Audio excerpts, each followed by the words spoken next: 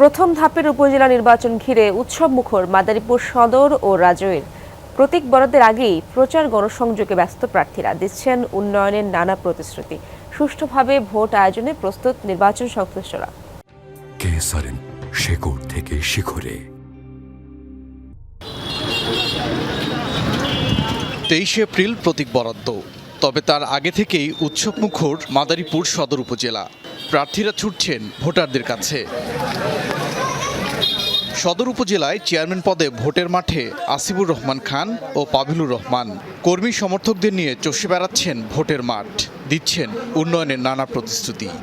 পরিবারের যেই ঐতিহ্য এবং মানুষের ভালোবাসার কারণে আমি ব্যাপক সাড়া পাচ্ছি এবং আমার যেহেতু এটা প্রথম নির্বাচন, মানুষের জন্য রাজনীতি করলে তারা ভোটে নির্বাচিত হওয়ার জন্য ভয় থাকে না, সেই কারণে আমি রিল্যাক্সে এই নির্বাচনটি করছি।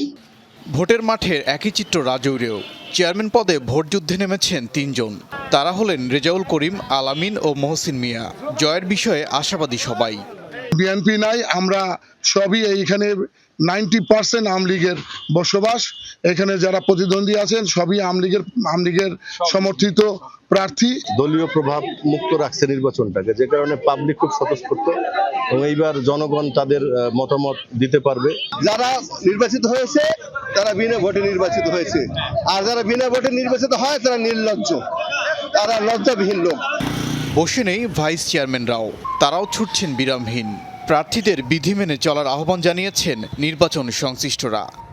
আচরণবিধি এনফোর্সমেন্টের জন্য যত রকমের অভিযান আমাদের প্রয়োজন সবকিছু অব্যাহত আছে এবং আচরণবিধির আচরণ সংশ্লিষ্টতায় আমাদের এখানকার ইলেকশনের পরিবেশ অনেক ভালো। প্রথম ধাপে আগামী 8 মে অনুষ্ঠিত হবে এই দুই উপজেলায় ভোট। ওবায়দুর রহমান, যমুনা নিউজ।